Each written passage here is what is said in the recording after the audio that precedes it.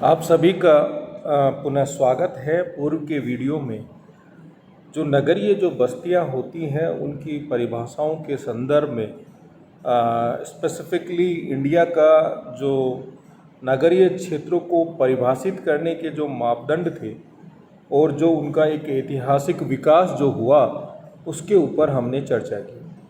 लेकिन किसी भी नगर का ऐतिहासिक विकास जो होता है उसके लिए उसके जो कार्य जो होते हैं वो बहुत विशिष्ट होते हैं, या उसके अंदर एक प्रकार्यात्मक जो विशिष्टीकरण होता है वो किसी भी नगर के एग्जिस्टेंस के लिए, उसके फर्दर डेवलपमेंट के लिए बहुत महत्वपूर्ण होता है। यहाँ जब हम नगरीय भूगोल में बात करते हैं तो नगरीय भूगोल में विभिन्न नगरों की जो पहचान होती है उसके द्वारा किए जाने वाले या उसके विकास के अंदर उसकी जो भौगोलिक जो स्थितियां रही हैं, उसकी अवस्थिति जो रही है, या एक सांस्कृतिक ऐतिहासिक विकास में जो उसकी स्थिति रही है, उसके जो प्रकार्य हैं, उसके जो कार्य हैं, उसके अंदर वो विशिष्टीकरण लेकर आते हैं। और ये जो प्रकार्य जो होते हैं वो उस नगर के अस्तित्व के लिए आवश्यक होते हैं, और वो प्रकार्य ही उस नगर के नगरीकरण के लिए, या हम ये कहें कि उस नगर के राजनीतिक प्रशासनिक विकास के लिए बहुत महत्वपूर्ण होते हैं।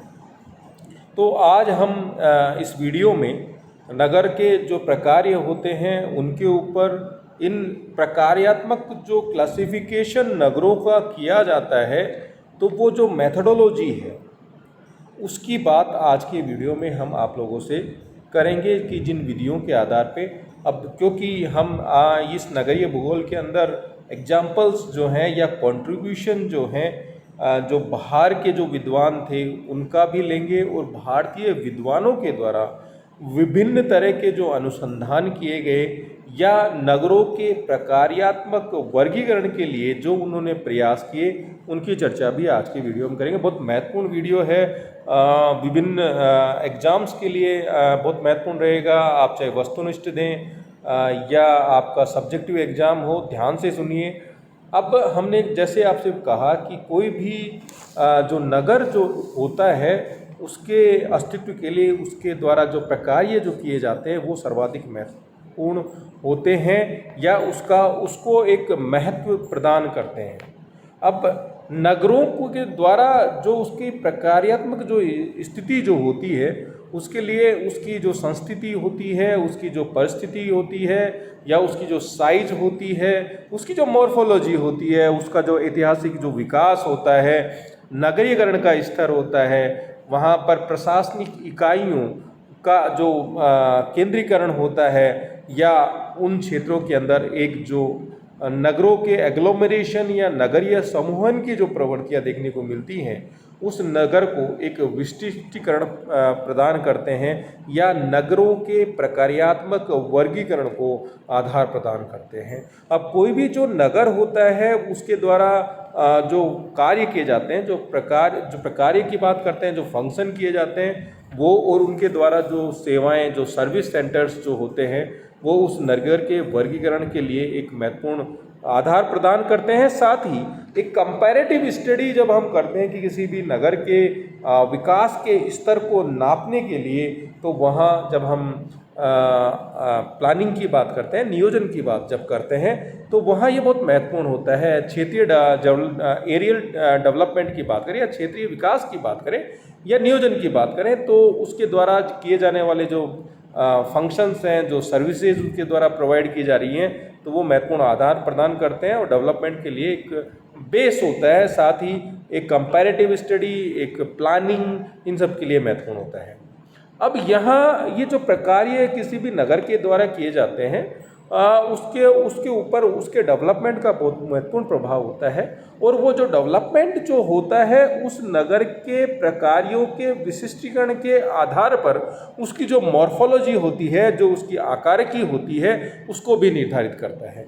अब यहाँ हम जब कहते हैं कि कोई भी जो नगर कार्य करता है, तो जब नगरों की परिभाषाएं हम दी थी, तो नगर का या ग्रामीण बस्तियों जो नगरीय बस्तियां होती हैं, तो उसके अंदर जो एक्टिविटीज या प्रकार्य जो किए जाते हैं वो सेकेंडरी और टर्सरी यानी द्वितीयक और तृतीयक जो गतिविधियां होती हैं या उससे ऊपर जो चतुर्थक गतिविधियां जो होती हैं, उनका जो केंद्रीकरण होता है इन क्षेत्रों के अंदर ज़्यादा देखने को मिलता है। लेकिन ये जो प्रकार्य इनके द्वारा किए जाते हैं, वो जो प्रकार्य जो किसी भी नगर के अंदर संपादित किए जाते हैं या किसी नगर को एक विशिष्ट आधार प्रदान करते हैं, उसके अंदर व्यापक विविधता देखने को मिलती है। और ये विविधता ही उस पर्टिकुलर जो अर्बन एरिया होता है उसको एक विशिष्टीकरण या विशिष्टता प्रदान करते हैं। और इन विशिष्टता के निर्धारण में किसी भी क्षेत्र की जैसे मैंने कहा भौगोलिक जो स्थिति होती है, वहाँ पर संसाधनों की उपलब्धता की स्थिति होती है, वहाँ पर जो उनका ऐतिहासिक जो डेवलपमेंट जो होता है, वो सब चीज़ें बहुत महत्वपूर्ण होती हैं। और इन्हीं आधारों पर किसी भी जो नगर होते हैं, इन विशिष्टताओं के आधार पर ही नगरों का जो कार्यिक जो वर्गीकरण है, जो फंक्शनल जो क्लासिफिकेशन है, वो किया जाता है। अब यहाँ हम बात कर रहे हैं कि ये जो कार्यिक जो वर्गीकरण है नगरों का, उसके अंदर जो मेथोडोलॉजी जो है जिनको यूज लिया गया अपने अध्ययन में विभिन्न विद्वानों के द्वारा, तो वो नगरों के प्रकार्यात्मक वर्गीकरण के लिए 3 विधियां बहुत महत्वपूर्ण होती हैं। एक अनुभवाश्रित विधि जिसको हम एम्पेरिकल स्टडी की बात करते हैं, आपसे पहले भी कई बार कहा है कि जो व्यक्ति है अपने अनुभवों के आधार पे, खुद के फील्ड में जाकर अध्ययन के आधार पे जब कोई क्लासिफिकेशन देता है तो उसको अनुभवाश्रित विधि कहते हैं। और जब हम सांख्यिकी विधियों की बात करते हैं, ये बात पूर्व में भी हुई थी कि भूगोल के ऐतिहासिक डेवलपमेंट में जब 1950 के अंदर एक तरह से क्वांटिटिव रेवोल्यूशन आया, मात्रात्मक क्रांति आई, तो इन सांख्यिकी विधियों का भूगोल के अंदर जो प्रचलन था धीरे धीरे बढ़ने लगा। और जिन क्षेत्रों के अंदर स्पेसिफिकली जो डेवलप्ड जो कंट्रीज़ होते हैं, वहाँ पर जो डेटा जो होता है उसकी अवेलेबिलिटी प्रॉपर होती है। उन क्षेत्रों के अंदर जो नगर होते हैं उनके अंदर जो स्पेशलाइजेशन होता है वो बिल्कुल क्लियर जो होता है। तो वहाँ पर ये जो सांख्यिकी जो विधियों का प्रयोग ज़्यादा हमें देखने को मिला। और कुछ इस तरह की विधियाँ भी होती हैं जिसके अंदर अनुभविक और सांख्यिकी दोनों विधियों का साथ में प्रयोग किया जाता है। तो इस तरह की जो विधियाँ हैं, विशेषकर जो डेवलपिंग कंट्रीज जो होते हैं जहाँ पे एक स्पेशलाइजेशन उतना जो प्रॉपर देखने को नहीं मिलता, तो उन क्षेत्रों के अंदर ये जो मेथोडोलॉजी होती है अनुभवाश्रित सांख्यिकी विधि जो होती है बहुत महत्वपूर्ण होती है। तो ये आपके लिए तीनों जो विधियां हैं, जो फंक्शनल क्लासिफिकेशन ऑफ अर्बन या नगर जो होता है, सिटी का जो होता है, मतलब अर्बन जो एरिया उसका जो फंक्शनल क्लासिफिकेशन के लिए तीनों जो विधियां होती है महत्वपूर्ण होती है। एक एक के ऊपर हम चर्चा करेंगे। अनुभवाश्रित विधि की बात हम करें तो मैंने आपको बताया कि इसका जो मीनिंग क्या होता है। व्यक्ति अपने अनुभवों के आधार पर जब नगरों का कार्यात्मक वर्गीकरण करता है तो उसको हम अनुभविक या अनुभवाश्रित विधि कहते हैं। और इसके अंदर जो विशेषकर जो समाजशास्त्री जो लोग हैं उनका इनिशियल लेवल पे ज़्यादा, चाहे वो रूसो हो, मैकेंजी हो, और अगर हम ज्योग्राफर्स की बात करें तो गायक हो, जेम्स हो। जेम्स ने भारत के नगरों के कार्य वर्गीकरण में बहुत महत्वपूर्ण कार्य किया था। यहाँ के अनुभविक अध्ययनों के आधार पर उन्होंने अपना जो वर्गीकरण प्रस्तुत किया था। एरोसो के कार्यों की हम बात करें तो इन्होंने कार्यों के आधार पर नगरों को 2 वर्गों में विभाजित किया। कुछ ऐसे नगर होते हैं जो कार्य उनके द्वारा किया जाता है तो उनको वो सक्रिय नगर की बात करता है, और एक है निष्क्रिय नगर। सक्रिय नगर के अंदर जो एरोसो ने जिन नगरों को रखा वो नगर होते हैं जिनके अंदर जो स्पेसिफिक जो एक्टिविटीज जो की जा रही है या जहाँ पर जो आर्थिक गतिविधियाँ की जा रही हैं वो डायरेक्टली जीडीपी को इम्प्रूव या जीडीपी के अंदर सहायता प्रदान करती हैं। तो वो जो नगर होते हैं उनको उन्होंने जो सक्रिय नगर होते हैं उनकी श्रेणी के अंदर इन्होंने रखा। जबकि निष्क्रिय नगरों की बात करें तो जो धार्मिक नगर होते हैं या जो सैनिक छावनियाँ होती हैं या शैक्षणिक जो नगर होते हैं, उनका ये मानना था कि ये प्रत्यक्ष रूप से जीडीपी के अंदर सहायक नहीं होते हैं, तो वो उन्होंने उसको निष्क्रिय जो नगर होते हैं उसके अंदर रखा। लेकिन मैकेंजी ने इसकी आलोचना की, क्योंकि कोई भी जो नगर होता है उसको निष्क्रिय मानना ज़्यादा व्यवहारिक नहीं कह सकते, क्योंकि हर कोई नगर होता है उसकी अपनी स्पेसिफिक क्वालिटीज़ होती हैं। वो प्रत्यक्ष और अप्रत्यक्ष रूप से नगर जो होता है किसी भी राष्ट्र की जीडीपी के अंदर अपना योगदान देता है। तो उन्होंने इस आधार पर इसको, क्योंकि किसी भी नगर का जो सक्रिय और निष्क्रिय होना ये एक सापेक्षिक स्थिति होती है, जिसमें समय के हिसाब से परिवर्तन की जो स्थितियाँ वो देखने को मिलती हैं। और मैकेंजी ने आलोचना के बाद उन्होंने खुद का एक वर्गीकरण जो कि एम्पेरिकल स्टडी के आधार पे था, उन्होंने 4 वर्गों में कारिक विशेषताओं के आधार पर नगरों को विभाजित किया। कुछ आधारभूत सेवा केंद्र होते हैं, जो छोटे छोटे बाजार होते हैं, उनको जो लोगों को कुछ बेसिक या उनकी जो अनिवार्य जो नीड्स होती हैं उनकी पूर्ति करते हैं। औद्योगिक जो नगर होते हैं वो, वाणिज्यिक नगर और कुछ अन्य प्रकार के जो नगर होते हैं, इनके अलावा उनको उन्होंने अन्य प्रकार के नगरों में शामिल किया। इस तरह से मैकेंजी ने अनुभवाश्रित विधि के आधार पर 4 भागों के अंदर प्रकार्यात्मक जो वर्गीकरण है वो प्रस्तुत किया। जैसे मैंने कहा कि जेम्स की हमने बात की, तो जेम्स जो थे उन्होंने भारतीय नगरों के आधार पे नगरों का कार्यात्मक वर्गीकरण किया, कारिक वर्गीकरण किया। 1930 के अंदर 6 वर्गों में इन्होंने बांटा। राजधानी नगर, जो राज्यों की राजधानी या देश की कोई राजधानी होती है उसको शामिल किया। धार्मिक नगर, जैसे भारत के अगर धार्मिक नगरों की बात करें, वाराणसी, हरिद्वार, उज्जैन, ऋषिकेश। औद्योगिक नगरों के उदाहरण की बात करें तो कानपुर, सूरत, मुंबई, अहमदाबाद। और सैनिक छावनियों की बात करें तो मेरठ, आगरा, अम्बाला, जालंधर। जो आंतरिक जो नगर होते हैं, जो इन्होंने 5वें नंबर पे क्लासिफिकेशन किया, तो वो छोटे छोटे जो ग्रामीण जो बाजार में जो आंतरिक जो बाजार होते हैं उनको इन्होंने यहाँ आंतरिक नगर के अंदर शामिल किया। और जो बंदरगाह नगर होते हैं, चाहे वो कोची हो, चेन्नई हो, विशाखापट्टनम हो, हमने कराची लिखा है यहाँ पे, तो इन्होंने कराची एग्जाम्पल दिया, क्योंकि आप देखिए कि इन्होंने जो वर्गीकरण दिया था वो 1930 में दिया था, और तब तक भारत और पाकिस्तान का जो विभाजन नहीं हुआ था, भारत का ही भाग था। तो कराची जो बंदरगाह है उसको इन्होंने बंदरगाह नगर के अंदर उसको एज ए एग्जाम्पल इन्होंने उसको क्लासिफिकेशन के अंदर शामिल किया, लेकिन वर्तमान में वो भारत का में नहीं है। अब जेम्स के वर्गीकरण की हम बात करें तो जो भारतीय विद्वानों ने जो एम्पेरिकल स्टडी करी या अनुभवाश्रित जो विधि के आधार पर नगरों का कारिक वर्गीकरण किया, उसमें सबसे ज़्यादा जो योगदान की हम बात करें तो प्रोफेसर अमृतलाल और बीएन गांगुली का जो कंट्रीब्यूशन है बहुत महत्वपूर्ण रहा है। बीएन गांगुली ने भारत को इन अनुभवाश्रित विधि के आधार पर 9 वर्गों में विभाजित किया। इस तरह के वस्तुनिष्ठ सवाल भी आपसे पूछ लेते हैं कि गांगुली ने कितने कारिक वर्गीकरण जो किया उसमें कितने भागों में विभाजित किया। पहला, उत्पादन केंद्र या जो माइनिंग जो सेंटर्स होते हैं, खनन उद्योग केंद्र होते हैं, चाहे वो जमशेदपुर हो, डिगबई हो, अंकलेश्वर हो, ये मूलतः व्यापारिक नगर हैं। दूसरा, जो ट्रांसपोर्टेशन जिनकी या परिवहन नगर या गमनागमन जो नगर होते हैं। मुगलसराय की बात इन्होंने की। मुगलसराय एक बड़ा रेलवे स्टेशन है जिसको वर्तमान के अंदर हम पंडित दीनदयाल उपाध्याय रेल मंडल के नाम से जानते हैं। टूंडला की बात की। राजनीतिक प्रशासनिक नगर की राजधानी जो नगर होते हैं वो, राजधानी की जो ऑफिसेज वगैरह होते हैं, छावनी जो नगर होते हैं वो। सांस्कृतिक नगर की बात करें तो गांगुली ने सांस्कृतिक नगर और धार्मिक नगर या शिक्षक नगर इन सबको एक जगह ही शामिल किया। वाराणसी धार्मिक नगर है, इलाहाबाद, रूड़ी, देहरादून, पिलानी एक एजुकेशनल सेंटर है, खड़गपुर एक एजुकेशनल सेंटर है। वर्तमान में राजस्थान के अंदर कोटा जो है एक उभरता हुआ जो सेंटर है, विभिन्न इंजीनियरिंग और मेडिकल जो कोचिंग होती है उस रूप में अलीगढ़। स्वास्थ्य व मनोरंजन केंद्र की बात करें, कुल्लू है, मनाली, डलहौजी, शिमला, कोडाईकनाल, ऊटी, पंचमढ़ी।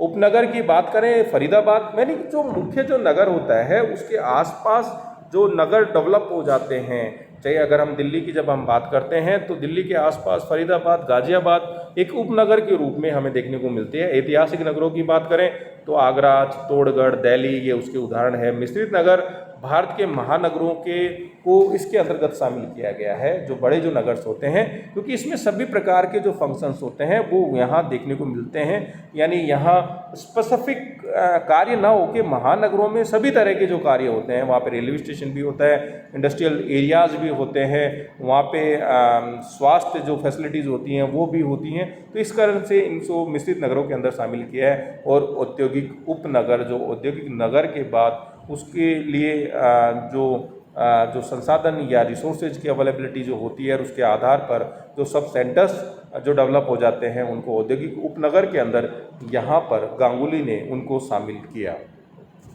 अब हम बात करें सांख्यिकी विधियों की।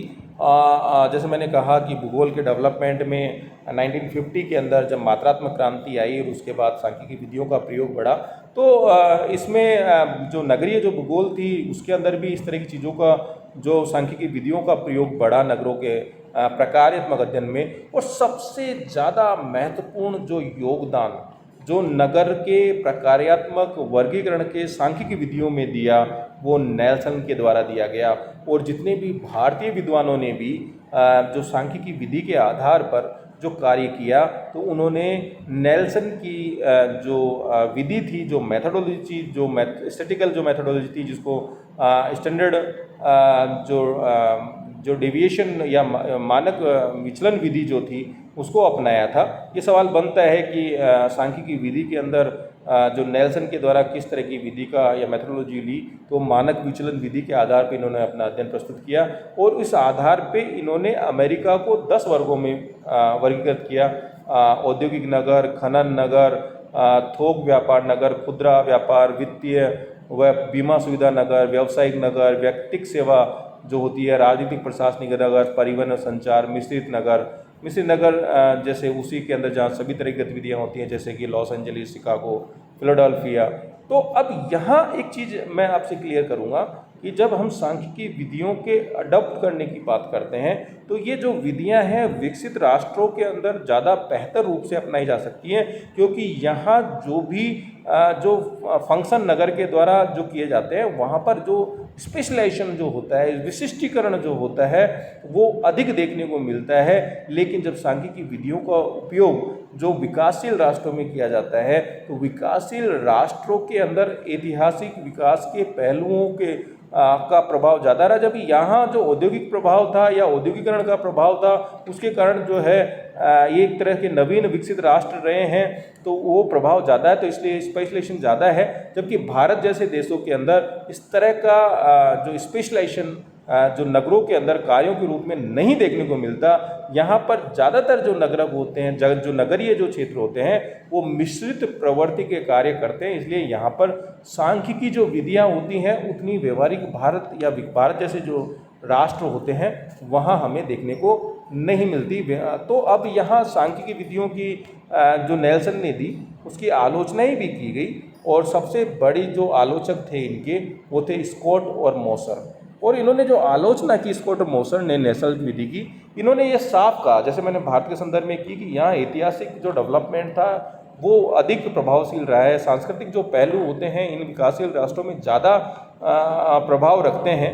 तो स्कॉट और मॉसर ने नेल्सन की जो मानक विचलन जो विधि है, जिसके आधार पर सांख्यिकी के आधार पर जो प्रकार्यात्मक विशिष्टीकरण के आधार पर जो नगरों का वर्गीकरण किया, उसकी इन्होंने आलोचना की। और उन्होंने कहा कि इस विधि के अंदर, इस सांख्यिकी विधि के अंदर जो नगरों का ऐतिहासिक और सांस्कृतिक जो महत्व है उसको ध्यान में नहीं रखा गया है। इसमें केवल अभी तत्कालिक रूप से जो स्पेशलाइज्ड कार्य या नगर के द्वारा जो विशिष्ट जो कार्य किए जा रहे हैं, संपादित किए जा रहे हैं, उनको ज़्यादा महत्व दिया गया है। जबकि जो नगरों की जो कारिक विशेषता में जो उसको विरासत में मिली है, उनको इन्होंने ध्यान नहीं दिया। इसलिए स्कॉट और मॉसर ने नगरों के कारिक वर्गीकरण के अंदर जो बहुचर विधि जो होती है उसको इन्होंने रिकमेंड किया। और इसी के आधार पर जो एक से अधिक चरों की जब बात की जाती है, तो इन्होंने 67 जो चर जो होते हैं, जो कारण होते हैं, जो आधार जो होते हैं, उनको लिया। और उसके आधार पर इन्होंने एक सांख्यिकी जो वर्गीकरण, जो नगरों का प्रकार्य जो वर्गीकरण है वो प्रस्तुत किया, जिसमें अगर हम उनके आधार पे करें तो 13 भागों में इन्होंने बांटा। और जिसमें सबसे महत्वपूर्ण समुद्र तटीय, स्वास्थ्य नगर, वाणिज्य और प्रशासनिक नगर, औद्योगिक सह वाणिज्यिक नगर जैसे कानपुर, रेलवे नगर, पोत नगर, वस्त्र उद्योग नगर जैसे मैनचेस्टर को ले सकते हैं, औद्योगिक नगर जैसे बर्मिंघम की बात करें, नवीन औद्योगिक नगर लीड्स की बात कर सकते हैं, उपनगर या अनुषंगी नगर, इनकी बात हम आगे करेंगे। मिश्रित अधिवास, नवीन अधिवास नगर, हल्के उद्योग नगर, पुराने औद्योगिक उपनगर। तो इन्होंने विभिन्न जो वेरिएबल्स होते हैं, लगभग 67 वेरिएबल्स के आधार पर स्कॉट और मॉसर ने अपना एक सांख्यिकी जो वर्गीकरण है वो रखा। अब हम यहाँ सांख्यिकी जो विधियों के आधार पर भारत के जो विद्वानों की बात करें जिन्होंने अपना अध्ययन यहाँ पर प्रस्तुत किया, तो जैसे मैंने पूर्व में भी कहा कि यहाँ नेल्सन का जो मानक विचलन जो विधि है उसको ज़्यादा महत्वपूर्ण माना। और भारतीय विद्वानों की हम बात करें तो के एन सिंह ने 1959 के अंदर, प्रोफेसर ए रमेश ने 1968 के अंदर, डॉक्टर ओपी सिंह ने 1969 के अंदर इन्होंने काफ़ी महत्वपूर्ण नगरों के प्रकार्यात्मक वर्गीकरण में अपना योगदान दिया। और उनका आधार जो था, इनका जो बेस था, वो नेल्सन की जो विधि थी उसी सांख्यिकी विधियों को इन्होंने आधार बनाया।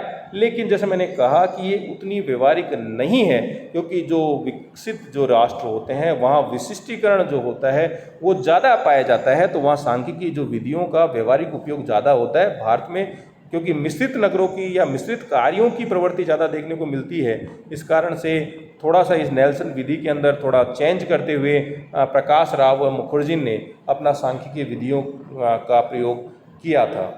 अब यहाँ जैसे मैंने कहा कि हम यहाँ जब हमने कहा कि मुखर्जी ने और इन्होंने अपना एक व्यवहारिक अनुभव के आधार पर सांख्यिकी विधियों के विकल्प के रूप में इन्होंने अनुभवाश्रित या सांख्यिकी विधियों का जो प्रयोग जो था वो भी नगरों के प्रकार्यात्मक वर्गीकरण के अंदर लाया गया।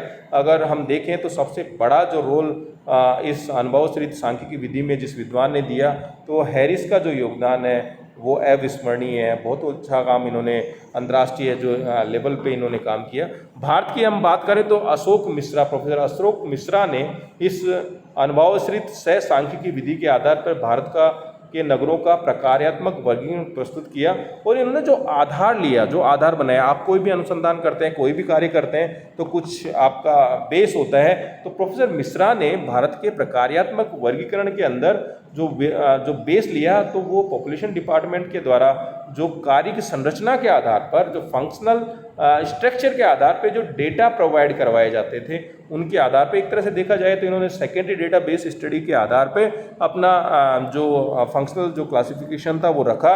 और चूंकि अनुभविक अध्ययन भी इन्होंने किए, तो इसीलिए इस विधि को हम अनुभवाश्रित सांख्यिकी विधि का नाम देते हैं। और भारतीय जनगणना डिपार्टमेंट जो होता है कार्यिक संरचना के आधार पर 9 वर्गों में उसको विभाजित करता है। कार्यिक संरचना पे कृषक कार्य, कृषक श्रमिक, वानिकी, मत्स्य, बागानी, घरेलू व कुटीर उद्योग, प्रमुख उद्योग, परिवहन व संचार, निर्माण कार्य, वाणिज्यिक व्यापार व सेवा। अब हम यहाँ देखें तो कमोबेश जो कृषक और कृषि श्रमिक जो गतिविधियाँ होती हैं, ये जो गतिविधियाँ प्राथमिक एक्टिविटीज़ के अंदर आती हैं, ग्रामीण क्षेत्रों के अंदर इनका प्रभाव ज़्यादा होता है। तो जब इन्होंने अशोक मिश्रा ने अपना वर्गीकरण दिया, तो इन्होंने 7 वर्गों में जो विभाजित किया, इसमें जो प्रकार्यात्मक जो संरचना थी उसके शुरू के 2 कृषक कार्य और कृषक श्रमिक कार्य को छोड़ दिया, और रिमेनिंग 7 जो थे उनके आधार पर इन्होंने भारत के नगरों का प्रकार्यात्मक जो वर्गीकरण था उसको आधार बनाया। और इन्होंने 7 वर्गों में विभाजित कर इस वर्ग का आधार मानते हुए विशिष्ट कार्यों को मान्यता दी। और नगर, ऐसा कोई भी नगर जो कम से कम कार्यकारी जनसंख्या उस कार्यों में लगी होनी चाहिए,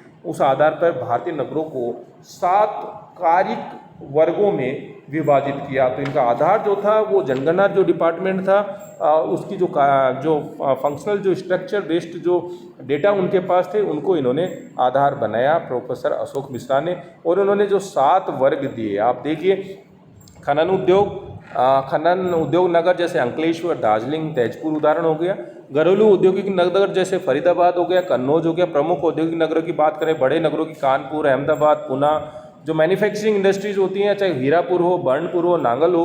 वाणिज्यिक नगर हापुड़ की बात करें, परिवहन नगर जैसे मैंने मुगलसराय की बात की, जिसको पंडित दीनदयाल जो है उसके रूप में जाना जाता है। टूंडला की हम बात करें, सेवा नगर की बात करें तो जो छोटे नगरों को रखा गया है जो ग्रामीण सेवा केंद्र सर्विस सेंटर के रूप में कार्य करते हैं। तो इस नगर जो 7 भागों में इन्होंने जो फंक्शनल क्लासिफिकेशन किया प्रोफेसर अशोक मिश्रा में, इनके समक्ष भी कुछ चुनौतियाँ थी, कुछ समस्याएं इस वर्गीकरण में, या हम कहें कि इसकी आलोचना की गई कि यहाँ इन्होंने क्लासिफाई तो कर दिया लेकिन जो मिश्रित नगर जो होते हैं उनकी इन्होंने उपेक्षा की। उनको आप कहाँ रखोगे, उन चीज़ों को इन्होंने ज़्यादा ध्यान नहीं दिया। और जो धार्मिक प्रशासनिक जो नगर होते हैं, क्योंकि हम जो एजुकेशनल सेंटर्स होते हैं, एडमिनिस्ट्रेटिव सेंटर्स होते हैं, रिलीजियस सेंटर्स होते हैं, तो वो उनका एक फंक्शन होता है। तो इन्होंने जब ये क्लासिफिकेशन दिया प्रोफेसर अशोक मिश्रा ने, तो इन्होंने धार्मिक व प्रशासनिक नगरों की भी उपेक्षा की। साथ ही इन्होंने खनन और बागानी को एक साथ रख दिया अपने क्लासिफिकेशन के अंदर। तो जबकि इनकी जो बागानी जो कार्य होती है और माइनिंग जो होती है, ये अपनी अपनी इनकी जो फंक्शनल जो स्पेशलिस्टीज होती हैं या कार्य की जो विशेषताएं होती हैं वो अलग अलग तरह की होती हैं। तो इस आधार पे इनका प्रोफेसर अशोक मिश्रा का जो वर्गीकरण है उसकी आलोचना भी यहाँ पर की जाती है। अब हम यहाँ एक चीज़ आपसे ये तो हमने विभिन्न विद्वानों के द्वारा जो वर्गीकरण दिया उसकी हमने बात की, और जो मैथडोलॉजी है उसकी हमने बात की। निश्चित रूप से आपको ये चीज़ें पसंद आएगी, आप लाइक कीजिए, सब्सक्राइब कीजिए। नेक्स्ट वीडियो में इन विभिन्न जो प्रविधियाँ थी, मैथडोलॉजी थी, चाहे एम्पेरिकल हो, स्टैटिकल हो, स्टैटिकल मैथडोलॉजी, इनके आधार पर भारत के नगरों का एक जनरल जो क्लासिफिकेशन है उसकी हम चर्चा नेक्स्ट वीडियो में करेंगे। धन्यवाद।